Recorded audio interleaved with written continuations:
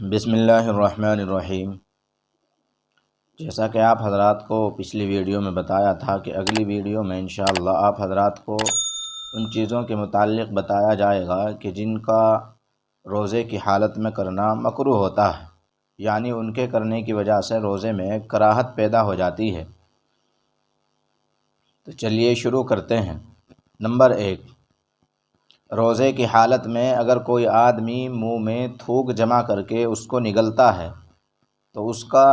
یہ عمل کرنا مکروہ ہوتا ہے، اگرچہ اس سے روزہ فاسد نہیں ہوتا ہے، لیکن روزے میں کراہت پیدا ہو جاتی ہے، اس لیے اس کا خیال رہے۔ اسی طرح روزے کی حالت میں کسی چیز کا منہ میں چبانا یا کوئی چیز چکھنا، تو اس کی وجہ سے بھی روزے میں کراہت پیدا ہو جاتی ہے۔ البتہ کراہت پیدا تبھی ہوگی جب کہ کوئی عذر نہ ہو۔ بلا عذر منہ میں کوئی چیز لے کر کے وہ چباتا ہے، بلا عذر کسی چیز کو چکھتا ہے تو روزے میں اس کے کراہت پیدا ہو جاتی ہے۔ اور اگر کوئی عذر ہے، مثلا کسی عورت کا شوہر بدمزاج ہے اور کھانا خراب ہونے کی صورت میں شوہر کو غصہ آنے کا اندیشہ ہے، اسی طریقے سے اگر چھوٹے بچے کو روٹی چبا کر کھلانے کی ضرورت ہو اور روزہ دار عورت کے علاوہ وہاں کوئی اس ضرورت کو پورا کرنے والا نہ ہو،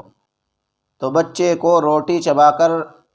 کھلانا بلا کراہت اس کا درست ہے، اس کا روزہ اس حالت میں مکروہ نہیں ہوگا۔ البتہ اس کا خاص خیال رکھے کہ چکھنے کی صورت میں اور چبانے کی صورت میں ذائقہ حلق سے نیچے نہ جائے یا روٹی کا کوئی ذرہ حلق سے نیچے نہ اترے۔ اگر ذائقہ یا روٹی کا کوئی حصہ حلق سے نیچے چلا جاتا ہے تو اس عورت کا روزہ فاسد ہو جاتا ہے، اس لیے اس کا خیال رہے کہ صرف چکھنے کی اجازت ہے اور چبا کر کے دینے کی اجازت ہے، اگر وہاں کوئی اس ضرورت کو پورا کرنے والا نہ ہو۔ اسی طریقے سے روزے کی حالت میں منجن کرنا، کولگیٹ کرنا یا کوئلے سے اپنے دانتوں کو صاف کرنا، یا عورت کا اپنے ہونٹوں پر اس طرح کی سرخی لگانا کہ جس سے اس کے ریشے کا اور اس کے ذائقے کا اس کے پیٹ میں جانے کا اندیشہ ہو، تو یہ تمام چیزیں روزے کی حالت میں مکروہ ہو جاتی ہیں۔ اسی طریقے سے کوئی آدمی اپنی بیوی کے ساتھ روزے کی حالت میں دل لگی کرتا ہے تو اس کا دل لگی کرنا مکروہ ہے، جبکہ اس کو جماع کا یعنی صحبت کا یا انزال ہونے کا خوف ہو، اندیشہ ہو۔ اسی طریقے سے کوئی آدمی روزے کی حالت میں ایسے کام کرتا ہے کہ جن سے اس کا بدن تھک جاتا ہے، اس کو تھکاوٹ محسوس ہوتی ہے، تو روزے کی حالت میں اس طرح کا کام کرنا، اس طرح کے فعل اور اس طرح کے عمل انجام دینا یہ مکروہ ہے۔ اسی طرح روزے کی حالت میں ہر ایسا کام انجام دینا، ہر ایسا کام کرنا کہ جس کی وجہ سے یہ خوف ہو، یہ اندیشہ ہو کہ کمزوری کی وجہ سے روزہ توڑنے کی ضرورت پیش آ سکتی ہے، تو اس آدمی کو ایسے کام نہیں کرنے چاہیے کہ جن سے اس کو تھکاوٹ محسوس ہوتی ہو، کمزوری محسوس ہوتی ہو۔ اگر وہ اس طرح کے کام کرتا ہے روزے کی حالت میں تو اس طرح کرنا مکروہ ہے۔ اسی طریقے سے روزے کی حالت میں گناہ کے کام کرنا، قولی ہو یا فعلی ہو، کسی بھی طرح کا گناہ کرنا یہ مکروہ ہے۔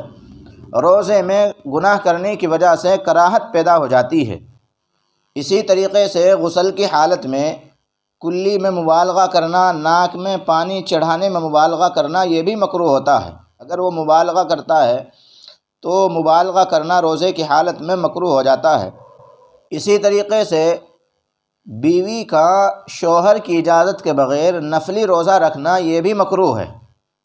البتہ اگر شوہر بیمار ہے یا شوہر بھی روزے سے ہے یا حالت احرام میں ہے تو مکروہ نہیں ہے۔ تو یہ مسائل تو وہ تھے کہ جن کی وجہ سے روزے میں کراہت پیدا ہو جاتی ہے۔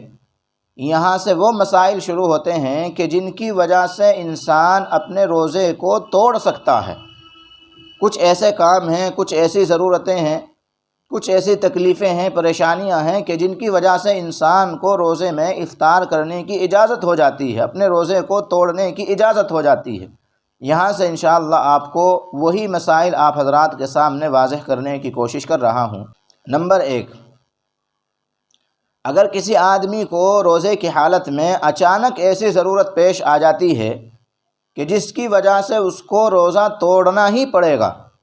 یعنی اس کی طبیعت خراب ہو جاتی ہے، جان کے جانے کا اندیشہ ہو جاتا ہے، اس کی جان خطرے میں آ جاتی ہے،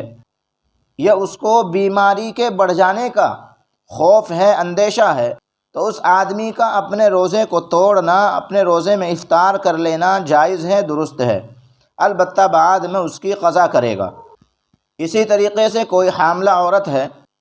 اور اس کو کوئی ایسی بات پیش آ جاتی ہے کہ جس سے اس کی جان کا یا بچے کی جان کا خطرہ پیش آ جاتا ہے، تو اس حالت میں اس کو اپنے روزے کے توڑنے کی اجازت ہے۔ اسی طریقے سے دودھ پلانے والی عورت ہے، اگر دودھ پلانے والی عورت کو یہ اندیشہ ہو، یہ خوف ہو، جس کی وجہ سے دودھ پینے والا بچہ ہلاک ہو جائے گا یا عورت ضعف کی وجہ سے ہلاک ہو جائے گی، تو اس کی وجہ سے اس عورت کو اپنے روزے کو توڑنے کی اجازت ہے، روزے میں افطار کی اجازت ہے، اور بعد میں اس کی قضا کرے گی۔ اسی طریقے سے کوئی ایسا آدمی ہے کہ اس کو کسی عمل کی وجہ سے بے حد پیاس اور بھوک لگ گئی ہے، اور بھوک اور پیاس سے اتنا بے تاب ہو گیا ہے کہ اس کو اپنی جان کے جانے کا خطرہ محسوس ہو رہا ہے، جان کے جانے کا خوف محسوس ہو رہا ہے، اندیشہ ہو رہا ہے،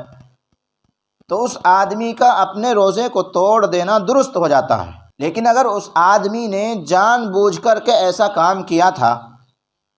جس کی وجہ سے اس آدمی کی ایسی حالت ہوئی ہے، تو وہ آدمی گناہ گار ہوگا۔ اس لیے روزے کی حالت میں ایسے کام بالکل نہیں کرنے چاہیے کہ جن کی وجہ سے روزہ توڑنے کی ضرورت پیش آن پڑے۔ یہ وہ مسائل تھے کہ جن کی وجہ سے انسان کو روزہ توڑنے کی رخصت مل جاتی ہے، اجازت مل جاتی ہے، اور ان کی بعد میں وہ آدمی قضا کرے گا۔ اللہ مجھے بھی اور آپ کو بھی دین کی صحیح سمجھ عطا فرمائے، اور اللہ رمضان المبارک کے مہینے کی قدر کرنے کی توفیق عطا فرمائے۔ وآخر دعوانا الحمدللہ۔